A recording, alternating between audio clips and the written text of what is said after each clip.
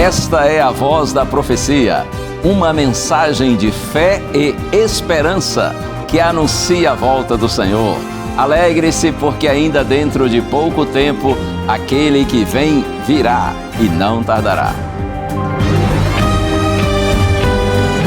Abram-se os portais e exultação, Ele é o Rei da Glória, Ele quer entrar.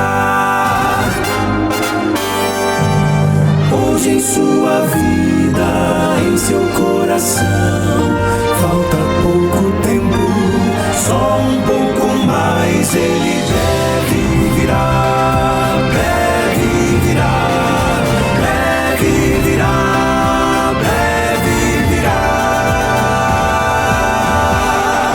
breve Jesus voltará.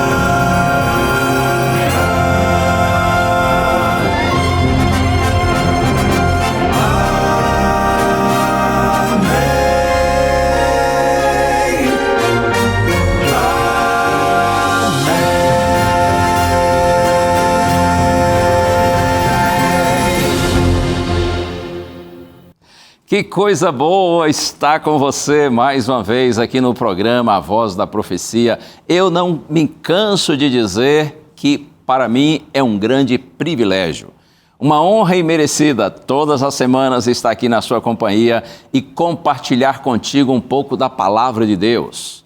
E é claro que essa honra, essa alegria eu divido com os meus amigos do Quarteto Arautos do Rei, que você sabe, sempre estão aqui marcando presença. E aí você já notou a novidade? Já viu, né? Com certeza. Nós temos um novo integrante no Quarteto Arautos do Rei. Essa agora já é a 32ª formação. Você viu aí? Este é o Felipe Macedo, nosso novo integrante. Ele vem substituir o Fernando Menezes.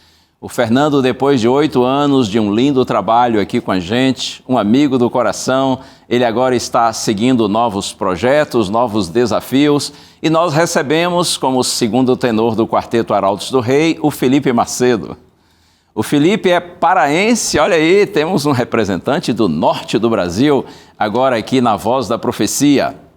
O Felipe, ele estava atualmente trabalhando no NASP, que é o Centro Universitário Adventista de São Paulo, e ele é da área de fato. Ele é, além de cantor, ele é arranjador, é compositor, ele também é multi-instrumentista, é da área, sim, apesar de jovem, mas já muito bem preparado. Deus o preparou ao longo desses anos para que pudesse dar sequência a esse trabalho e participar de forma efetiva agora do Ministério A Voz da Profecia. Que Deus abençoe você, Felipe, e a sua esposa também, a Samara, esse casal simpático, para que pela graça de Deus tenhamos dias e anos muito abençoados aqui na convivência dessas pessoas queridas.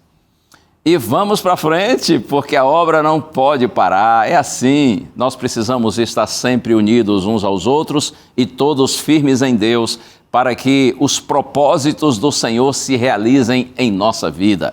Eu aproveito e peço a você que está me assistindo agora, sempre que lembrar, ore por mim, ore pelo Quarteto Arautos do Rei em sua nova formação e ore também por todos que trabalham aqui no Ministério da Rede Novo Tempo.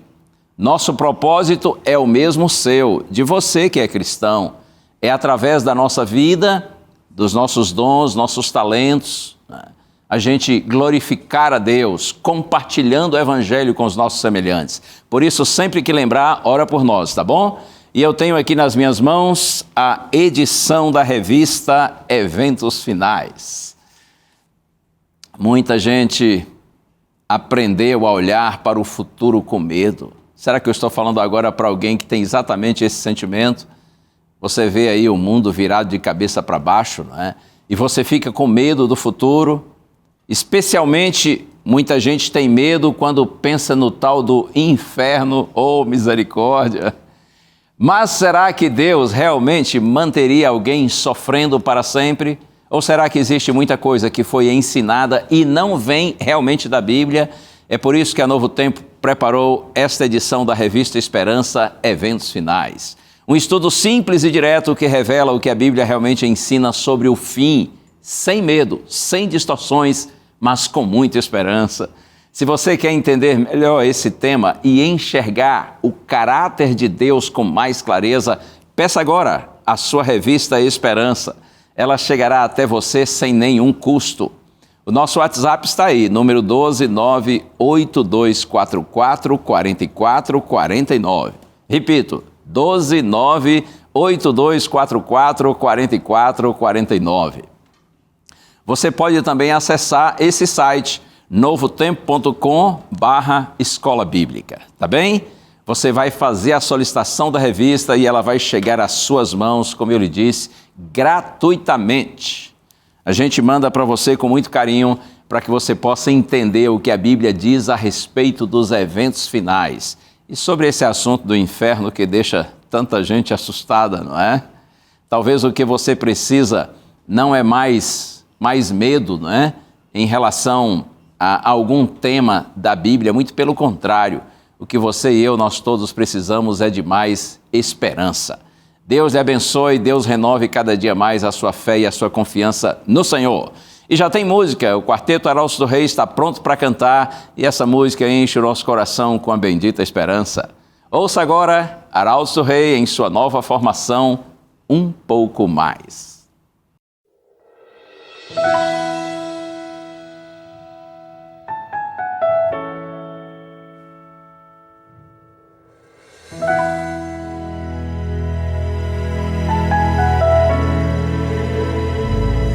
Mais uma vez escureceu e o sol se pôs no coração. Eu já não pude suportar, senti saudades do meu lar. Orei a Deus em aflição,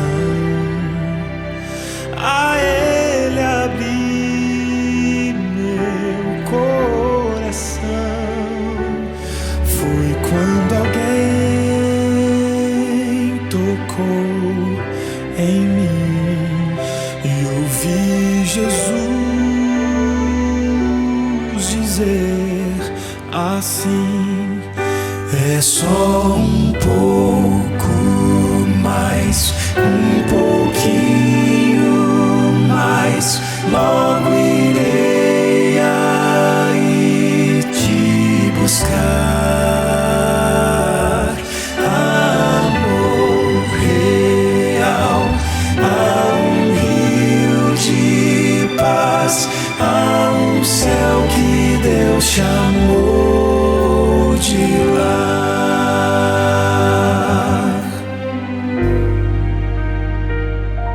Mais uma vez amanheceu e o sol da fé em mim nasceu. E quando penso em desistir, Jesus me chama e diz assim: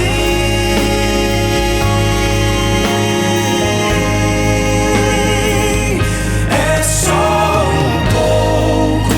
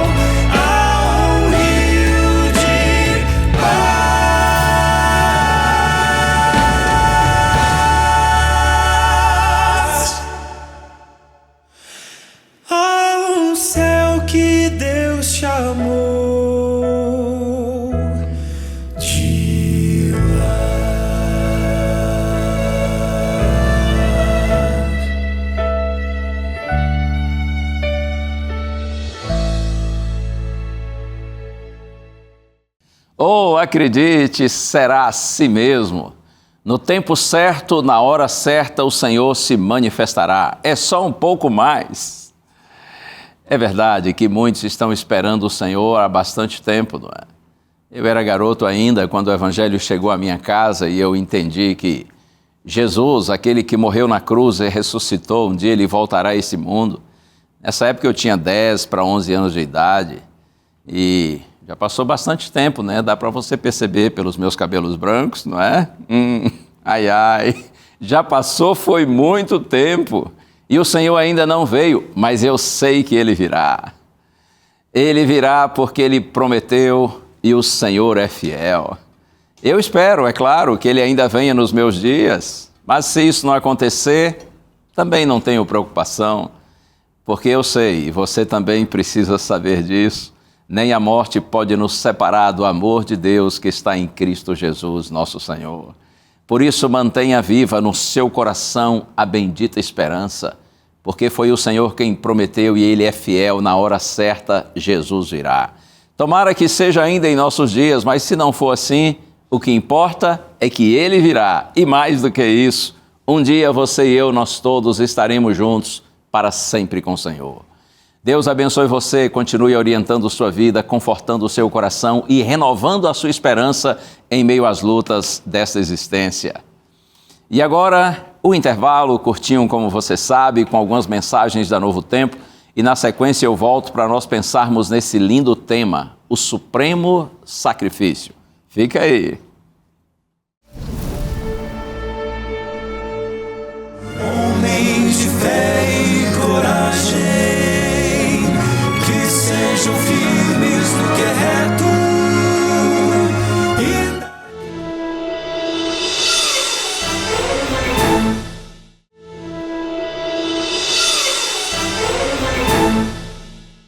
E aí, tudo certo? Já voltei. Esse é o programa A Voz da Profecia aqui na TV Novo Tempo, canal da Esperança.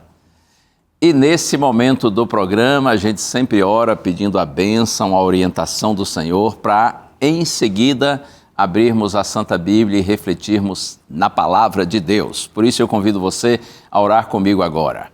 Pai querido, estamos aqui, Senhor, e nas Tuas mãos nós nos colocamos humildemente, pedindo a iluminação do Espírito Santo, para que, Senhor, eu tenha sabedoria em comunicar Tua Palavra e todos que estão acompanhando a mensagem possam compreendê-la e que, de alguma maneira, nós todos sejamos fortalecidos em Ti, Senhor. Eu peço, Pai, com gratidão, no nome santo de Jesus. Amém e amém. Vamos juntos, eu quero convidar você hoje para nós fazermos um estudo inspirador no texto que está na carta aos Hebreus, capítulo 10. Esse capítulo 10 de Hebreus é uma magnífica mensagem que contrasta os sacrifícios de animais realizados durante séculos no antigo sistema cerimonial com o sacrifício supremo do Senhor Jesus Cristo. Sacrifício único, perfeito, suficiente, superior. Sacrifício este que nos possibilita acesso irrestrito a Deus, com a segurança de que, por meio dele, nossos pecados são perdoados e nele nós somos totalmente purificados. Veja, quando os israelitas, descendentes de Abraão, chamado de amigo de Deus, eles seguiam pelo deserto, indo do Egito para Canaã, para a terra prometida, Deus disse àquele que era o principal líder do povo, naquela experiência do Êxodo, Deus disse a Moisés: "E farão para mim um santuário, para que eu possa habitar no meio deles." E Deus disse assim: "Segundo tudo que eu mostrar a você, Moisés, como modelo do tabernáculo ou do santuário, e como modelo de todos os móveis, assim mesmo vocês o farão." Isso está em Êxodo, capítulo 25, versos 8 e 9. Dessa forma, o santuário foi construído tendo como base o modelo mostrado a Moisés. Interessante que na carta aos Hebreus, capítulo 8, verso 5, e também no capítulo 9, versos 23 e 24, é dito que no céu, encontra-se o verdadeiro santuário, o santuário original, do qual esse santuário terrestre era uma cópia ou uma sombra. O tabernáculo, ou santuário, era dividido em 2 compartimentos, a parte interna do santuário, 2 compartimentos. O lugar santo, onde eram realizados os serviços diários, e o lugar chamado de Santíssimo, ou Santo dos Santos, onde somente uma vez por ano, no chamado dia da expiação, o sumo sacerdote, que era o sacerdote principal de Israel, ele entrava para realizar o serviço. Em conexão com as atividades dos 2 compartimentos, era derramado sangue com sacrifício de animais. Esse santuário terrestre, com seus 2 compartimentos e o seu ciclo de serviços, a Bíblia diz que era uma sombra, ou tipo assim, um esboço da obra que futuramente seria realizada em nosso favor pelo Senhor Jesus Cristo, na cruz e também no santuário celestial.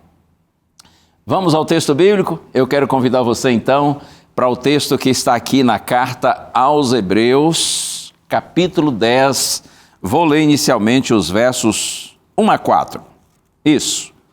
Hebreus 10, versos 1 a 4. Está escrito assim: Ora, visto que a lei é apenas uma sombra dos bens vindouros, não a imagem real das coisas, nunca consegue aperfeiçoar aqueles que se aproximam de Deus com os mesmos sacrifícios que, ano após ano, continuamente eles oferecem.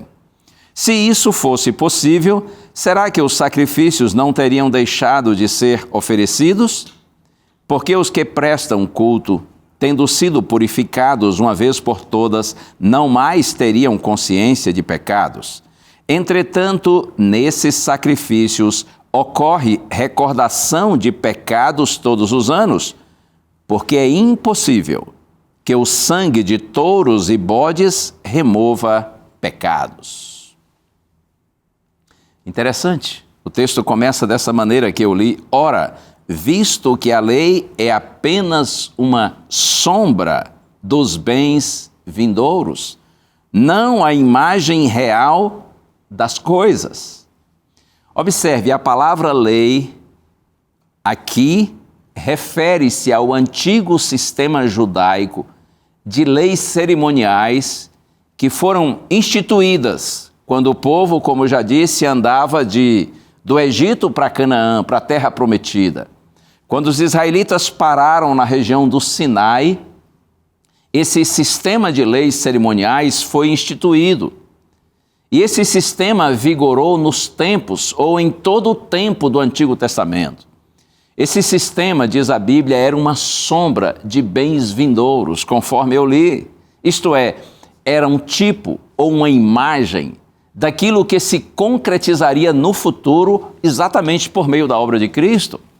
E o texto diz aqui na sequência, nunca consegue aperfeiçoar aqueles que se aproximam de Deus com os mesmos sacrifícios que ano após ano continuamente eles oferecem.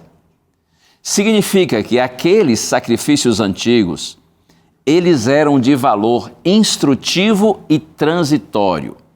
E eles não foram ordenados para aperfeiçoar o adorador. O texto diz que a própria repetição dos sacrifícios revelava a deficiência do sistema. Eles precisavam ser repetidos até o tempo do sacrifício único, do sacrifício superior que seria realizado pelo Senhor Jesus Cristo. É assim que está escrito, não é? Diz assim, porque é impossível que esses sacrifícios consigam cumprir o seu propósito. É impossível que eles realmente removam pecados. O sacrifício de animais não tinha o poder de remover pecados, não era capaz de trazer salvação ao pecador. Somente com o sacrifício de Cristo seria resolvido o problema do pecado, uma vez por todas. Vamos seguir na leitura bíblica? Agora aqui, capítulo 10, a partir do verso 5. 5 a 7. Por isso, ao entrar no mundo, Cristo disse, Sacrifício e oferta não quiseste, mas preparaste um corpo para mim. Não te agradaste de holocaustos e ofertas pelo pecado. Então eu disse, eis aqui estou. No rolo do livro está escrito a meu respeito, estou aqui para fazer, ó Deus, a tua vontade. Observe que aqui Jesus, no momento da sua encarnação, ele é representado como proferindo as palavras que estão no Salmo 40, versos 6 a 8.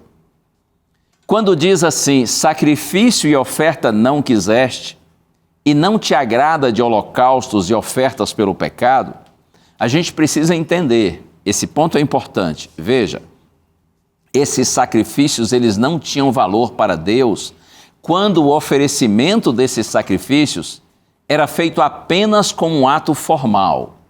Tipo assim, o cumprimento de um ritual, sem verdadeira adoração. Porém, quando esses sacrifícios eram realizados de maneira correta, esse ato agradava a Deus e era uma bênção para o adorador. Contudo, mesmo assim, os sacrifícios eles eram limitados. E o que eles não podiam fazer, Jesus fez. Jesus cumpriu a vontade de Deus, provendo perfeita salvação por meio da sua morte na cruz. Oh, glória a Deus! Louvado seja o nosso bendito Salvador, porque a sua obra na cruz foi completa, foi perfeita.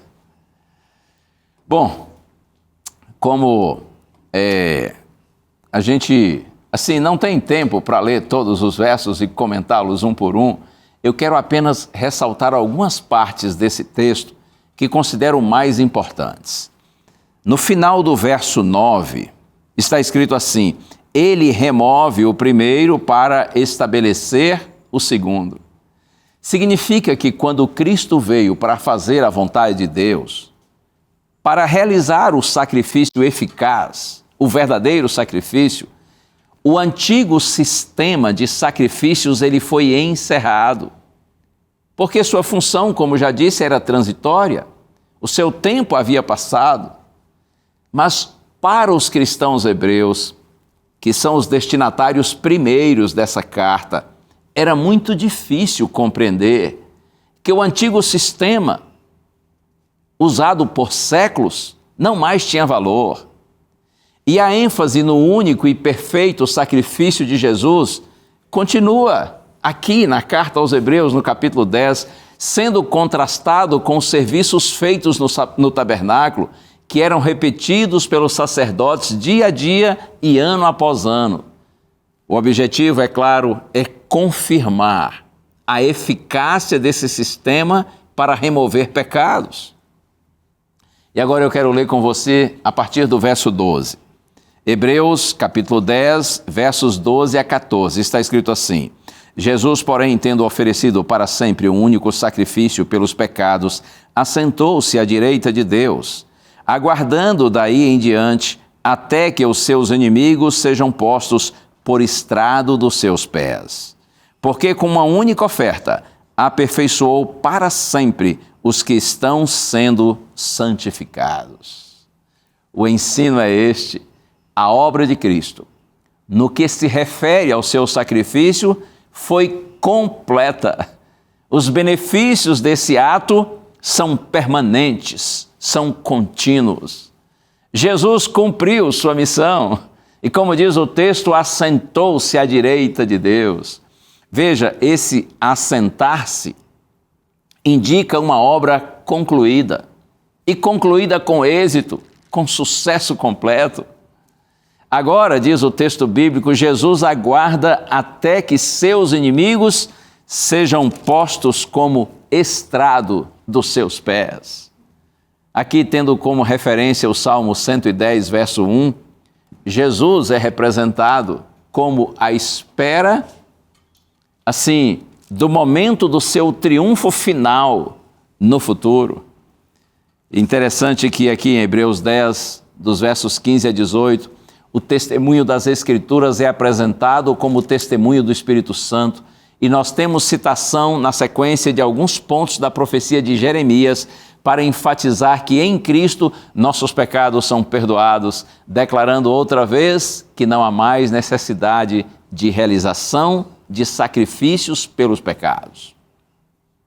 Bom, a partir do verso 19, daqui da carta de Hebreus, capítulo 10, nós temos a transição da exposição do tema para a sua aplicação prática. Isto é, como que essa compreensão teológica afeta a vida do cristão na atualidade. E essa é, para mim, é claro, a melhor parte da mensagem. Vamos seguir? Hebreus capítulo 10. Agora versos 19 a 23. Na minha Bíblia está escrito assim: Portanto, meus amados irmãos, tendo ousadia para entrar no santuário pelo sangue de Jesus, pelo novo e vivo caminho que ele nos abriu por meio do véu, isto é, pela sua carne, e tendo um grande sacerdote sobre a casa de Deus, aproximemo-nos com um coração sincero, em plena certeza de fé, tendo o coração purificado de má consciência e o corpo lavado com água pura. Guardemos firme a confissão da esperança sem vacilar, pois quem fez a promessa é fiel. Oh, glória! Deus seja louvado por essas palavras tão lindas e tão inspiradoras. Veja que o texto começa com a palavra portanto.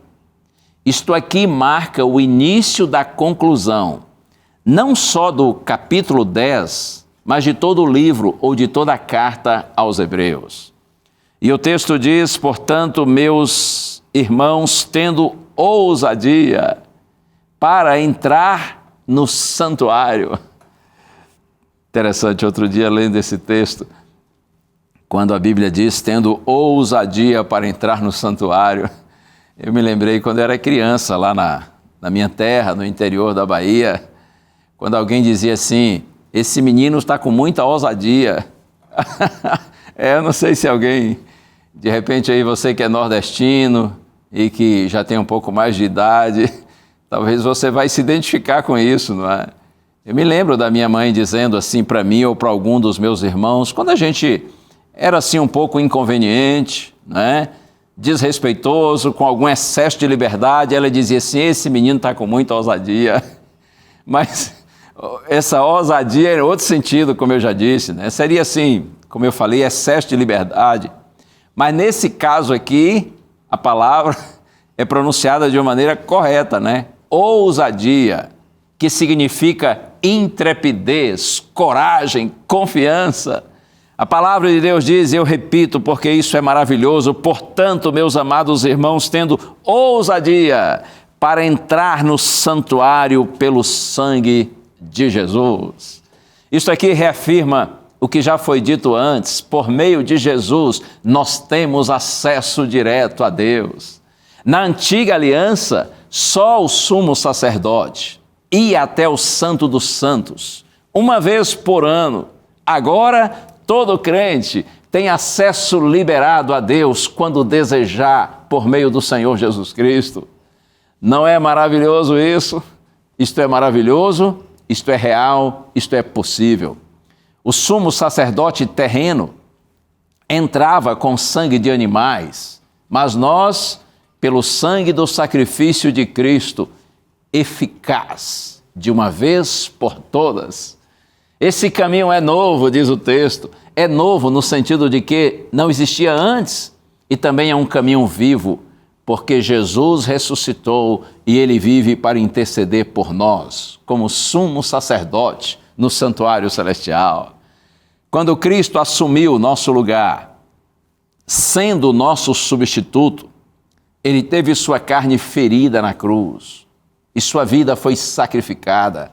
Nesse momento, diz a Bíblia que Deus rasgou o véu do templo de Jerusalém, simbolizando o novo e vivo caminho, aberto para todos os que creem.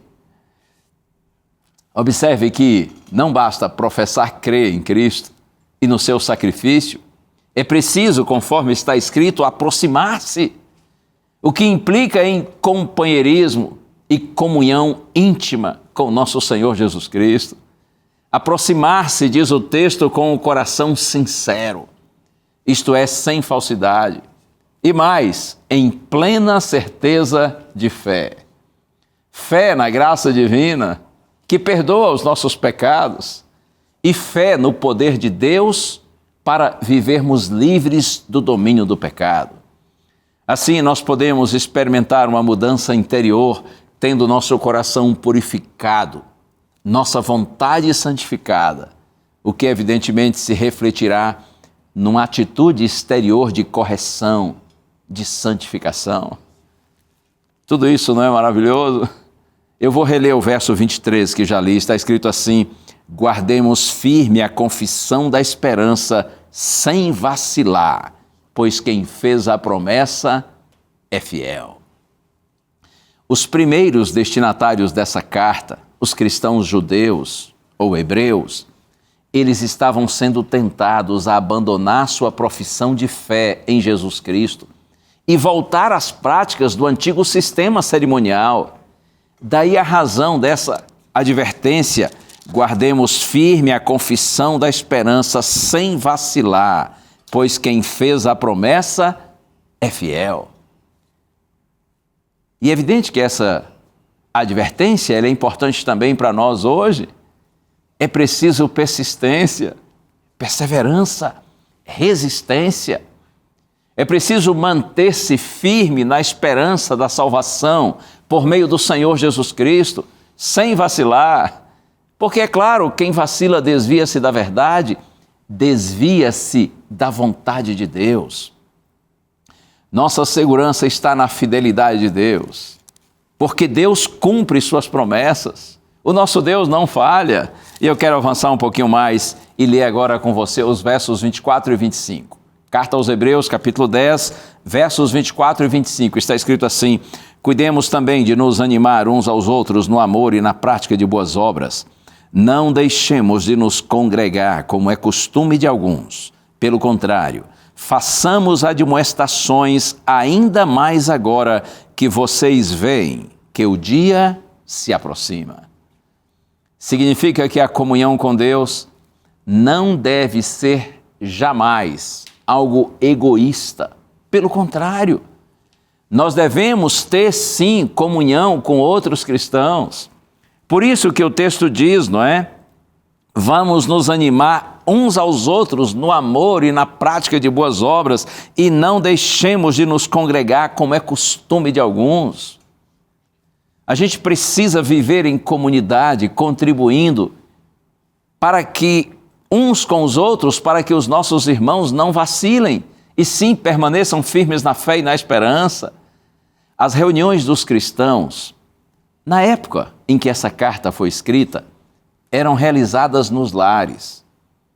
A situação política, no contexto ali de Israel, no primeiro século da era cristã, a situação política era complexa e certamente alguns cristãos, mesmo fora de Israel também, em todo o mundo dominado pelo Império Romano, certamente alguns cristãos não estavam frequentando os cultos por medo de incorrerem em algum desagrado governamental e possíveis sanções civis, porque isso era sério, isso era real. Outros talvez estavam deixando de ir ao culto simplesmente por negligência. Mas, independentemente do motivo, o chamado é esse: venha, vamos dizer palavras de ânimo uns aos outros. É assim mesmo. Veja, ainda que a salvação seja individual, a caminhada cristã é coletiva. Não se desanime, não deixe de congregar, não se afaste da igreja. Você dirá: pastor, mas é porque tem muito problema na igreja. Sabe por que tem problema na igreja? Porque o povo da igreja é igual você. É igual você. E você sabe que você tem problemas, não é? Você tem virtudes, lógico que tem, todos temos, mas você, assim como eu, também tem defeitos. E assim, a igreja é formada por gente com virtudes e com defeitos, por isso que muitas vezes surgem problemas na igreja.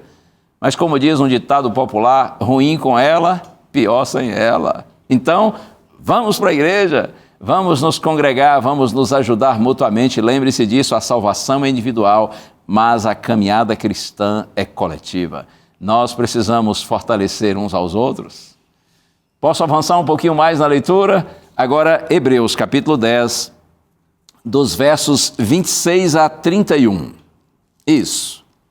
Já indo mais para a parte final do capítulo 10, está escrito assim: porque se continuarmos a pecar de propósito, depois de termos recebido o conhecimento da verdade, já não resta sacrifício pelos pecados. Pelo contrário, resta apenas uma terrível expectativa de juízo e fogo vingador, prestes a consumir os adversários.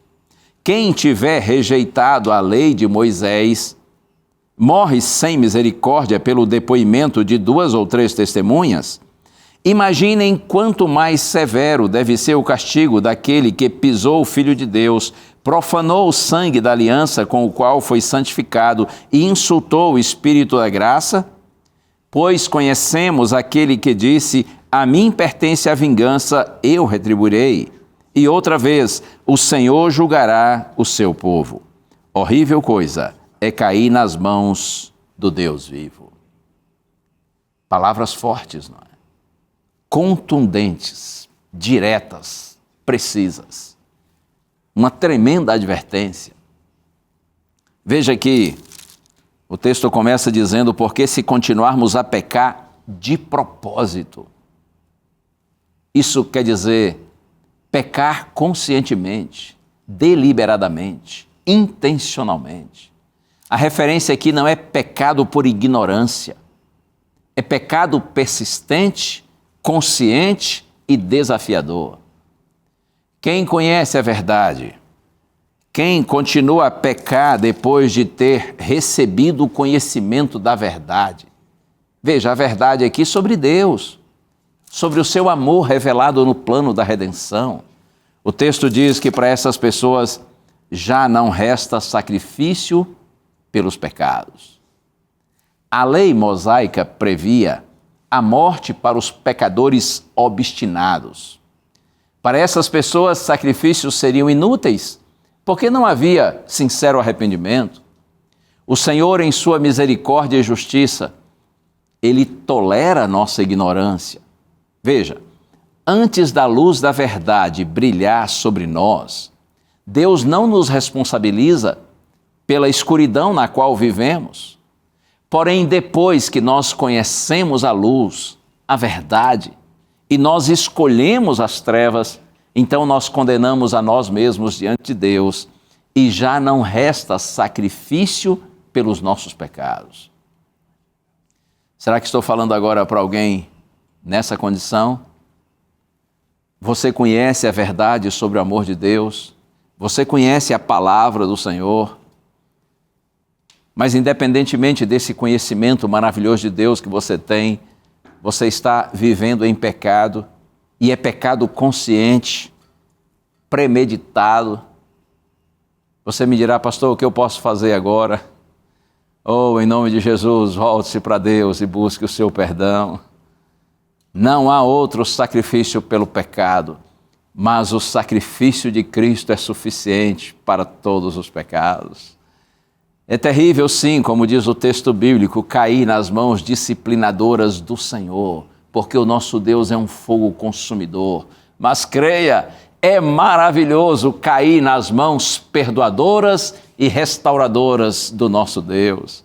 Seu prazer é salvar, não é condenar. Acredite nisso que eu estou falando para você, com todo o meu coração, com sinceridade e, evidentemente, com base na palavra de Deus. Isso não é palavra minha, isso é palavra do Senhor. O prazer de Deus é perdoar, é salvar e não condenar. Você lembra que Jesus disse: eu vim para que vocês tenham vida e vida em abundância, vida plena. Eu vim buscar e salvar o perdido, disse Cristo. O prazer do Senhor é salvar, é perdoar, não é condenar. Você ainda está sendo chamado, você ainda está sendo chamada, porque você é uma pessoa amada. Em nome de Jesus, não desista do Senhor. Ele não desistiu de você. E a prova que Ele não desistiu de você e de alguma maneira ainda está procurando atrair você para lhe perdoar, para lhe restaurar, para lhe salvar, é que você está aí ouvindo essa mensagem. Sim, você está ouvindo uma mensagem, um sermão pregado por um pastor com a Bíblia na mão. Se você está parado aí para ouvir, é porque de alguma maneira Deus não desistiu de você, Ele ainda está chamando você. E sabe o que me alegra? É que de alguma maneira você está respondendo de forma positiva ao chamado de Deus, tanto é que você está tendo aí a paciência, a bondade, a iniciativa de parar para ouvir. Mesmo que você esteja vivendo no pecado, em nome de Jesus, eu lhe digo, você não deixou de ser amado. E Deus está chamando você para lhe perdoar, e mais do que isso, Ele está chamando você para lhe restaurar, para lhe purificar, para libertar você da opressão do pecado e dar a você o direito e o privilégio de ter nele uma vida nova. A parte final do capítulo de Hebreus 10 traz palavras de ânimo e de confirmação. Dos versos 32 até o verso 34, o autor, ele pede que seus leitores, os cristãos judeus, lembrem-se do quanto sofreram e resistiram no início da caminhada cristã. Eles foram perseguidos, incompreendidos, sofreram perdas, mas eles perseveraram e eles auxiliaram outros em suas lutas, porque eles sabiam que algo muito maior e melhor lhes aguardava no céu. E então a questão é, por que desanimar agora? Vamos aos últimos versos do capítulo, Hebreus 10, versos 35 a 39. Na minha Bíblia está escrito assim: portanto, não percam a confiança de vocês, porque ela tem grande recompensa. Vocês precisam perseverar para que, havendo feito a vontade de Deus, alcancem a promessa, porque ainda dentro de pouco tempo aquele que vem virá e não vai demorar, e não irá demorar. Mas o meu justo viverá pela fé, e se retroceder dele a minha alma não se agradará.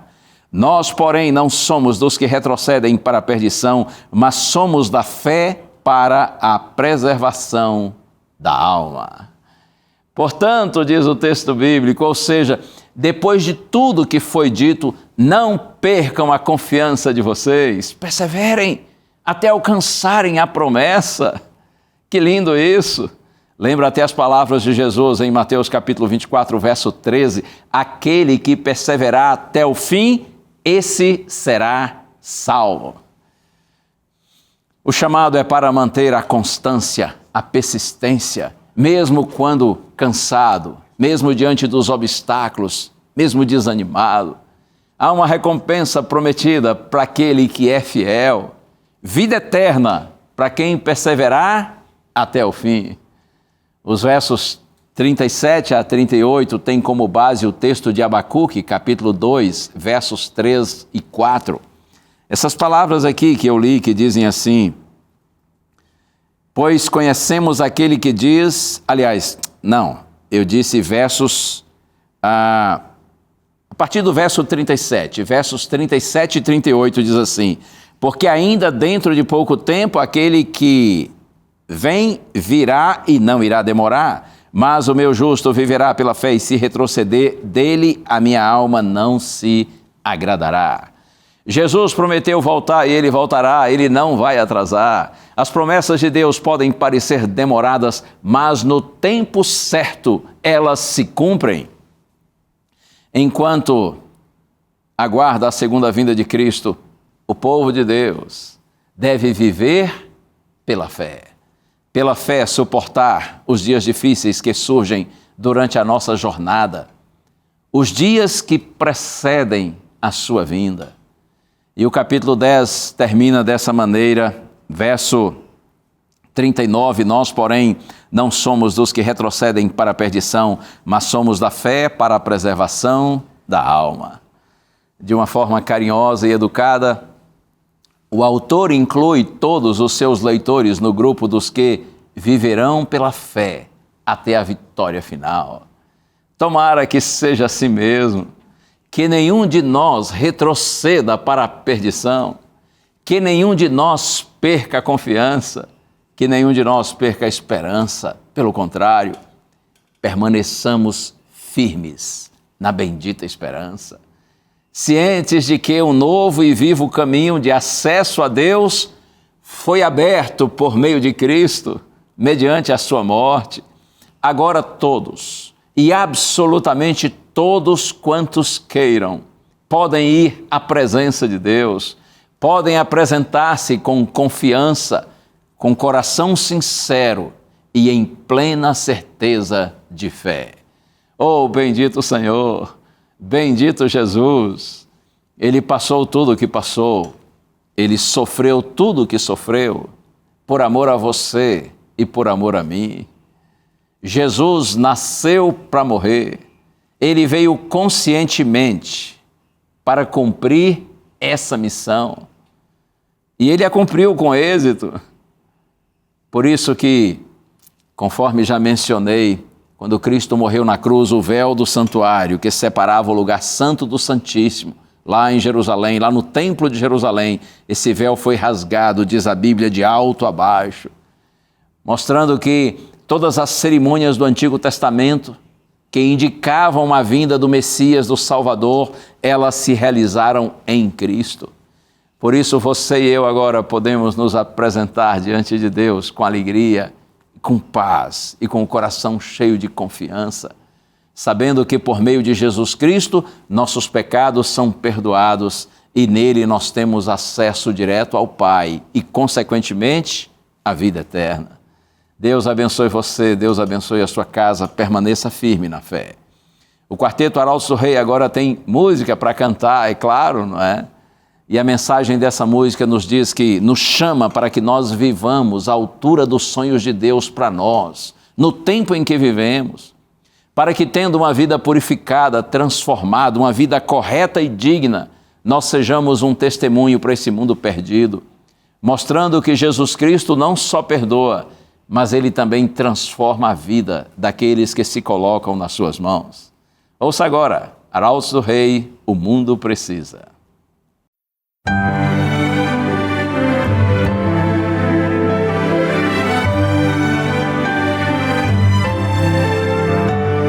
Vivemos nos dias finais, Jesus logo vai retornar. Em meio ao caos, ao ódio e o mal, Deus precisa ver em nós um povo santo. Em meio à descrença total, em meio ao ódio mortal, Deus precisa ter, Deus precisa ver servos fiéis e leais.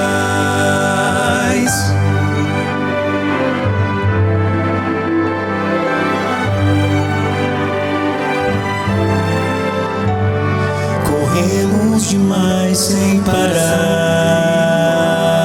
não há nem mais tempo de orar. A vida sem Deus, vazia e fugaz, nos afasta mais e mais do que é certo. Verdade e erro hoje estão tão perto, tão sem distinção. Deus precisa ter, Deus precisa ver homens de retidão, homens que não se comprem nem se vendam, homens que no íntimo da alma sejam verdadeiros e honestos, homens que não temam chamar o pecado pelo próprio nome, de consciência fiel ao dever, como a bússola o é ao polo.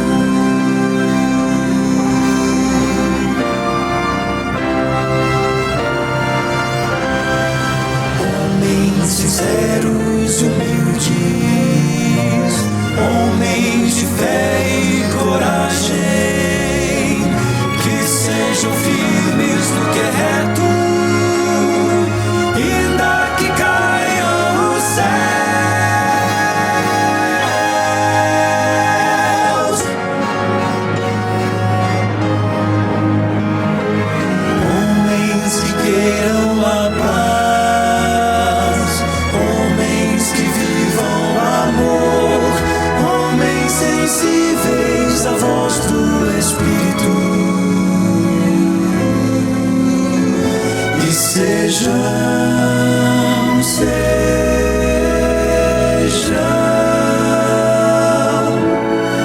como o Senhor. Amém.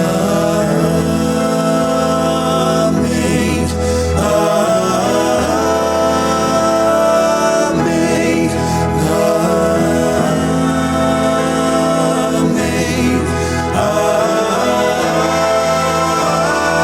Amém.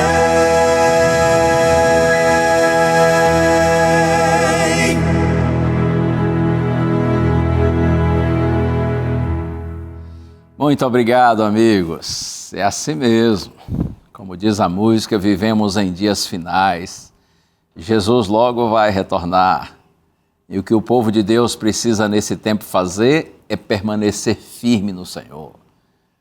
Não se desviar nem para a direita e nem para a esquerda. Pelo contrário, em vez de vacilar, perseverar. Perseverar até que a nossa vitória no Senhor seja completa. E perseverar também para que, como diz a canção, o mundo possa ver em nós um povo santo, um povo não só perdoado pela graça de Deus, mas também por essa mesma graça renovado, restaurado, feito novo, que o mundo possa ver a imagem de Deus em nós, que eles possam ver Jesus em nós. Até o glorioso dia, quando nosso Senhor virá e nós estaremos com Ele para sempre, porque o sacrifício de Jesus foi e é capaz de nos perdoar e nos salvar, nos dar a vida eterna.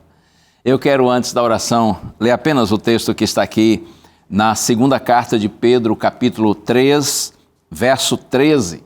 Está escrito assim: nós, porém, segundo a promessa de Deus, esperamos novos céus e nova terra, nos quais habita justiça.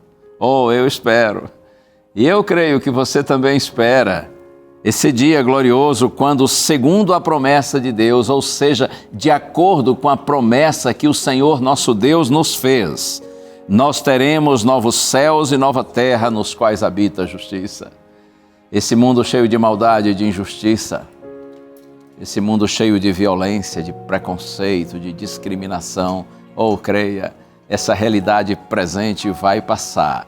Deus fará novas todas as coisas. O Senhor estabelecerá a justiça. Nós, de acordo com sua promessa, esperamos novos céus e nova terra nos quais habita a justiça. Permaneça firme na fé. O supremo sacrifício de Cristo foi e é suficiente para o nosso perdão e nossa salvação eterna.